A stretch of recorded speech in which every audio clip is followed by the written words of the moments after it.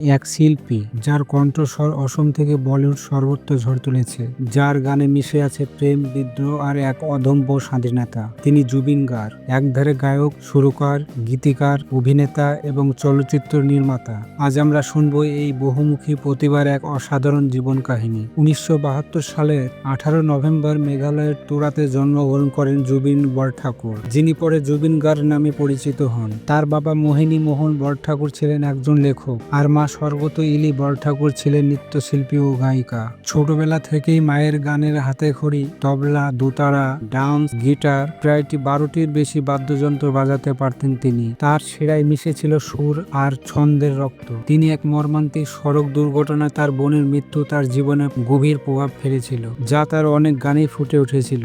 মাত্র 20 বছর বয়সে 1992 সালে মুক্তি পেল তার প্রথম অসমীয়া এক অ্যালবাম অনামিকা।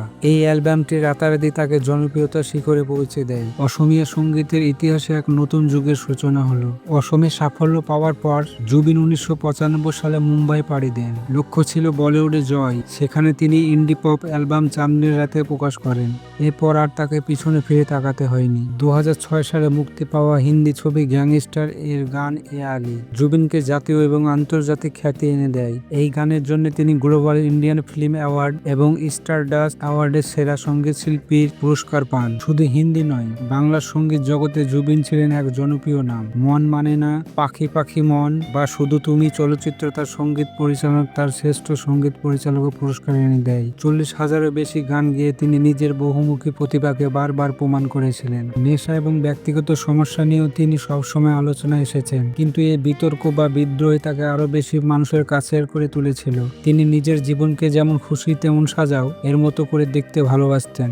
2025 সালের 9 সেপ্টেম্বর সিঙ্গাপুরে এক রহস্যময় দুর্ঘটনায় মাত্র 52 বছর বয়সে এই কিংবদন্তি শিল্পীর অকাল প্রাণ ঘটে। কিন্তু তার প্রয়াণ শুধু একটি রাজ্যেই নয়, সমগ্র ভারতের এক বিপুল ক্ষতি। তার শেষ যাত্রায় লক্ষ লক্ষ মানুষের অংশগ্রহণ প্রমাণ করে তিনি ছিলেন অসমীয়া সংস্কৃতির হার্টবিট এবং এক প্রকৃত জননায়ক।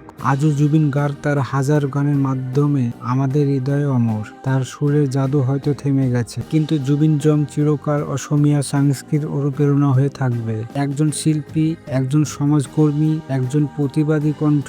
জুবিন তার প্রতি রইল আমাদের অনেক ভালোবাসা। তিনি প্রমাণ করে গেলেন নিজের শিকড়ে আঁকড়ে ধরেও বিশ্বের দরবারে সেরা সেরা হওয়া যায়। অসমের এই ভূমিপুত্র জুবিন গার্গ আমাদের হৃদয়ে সারা জীবন বেঁচে থাকবেন। তো বন্ধুরা, জুবিন গার্গের কোন গানটি আপনার জীবনে সবচেয়ে বেশি প্রভাব ফেলেছিল আমাদের কমেন্ট বক্সে জানাতে ভুলবেন না।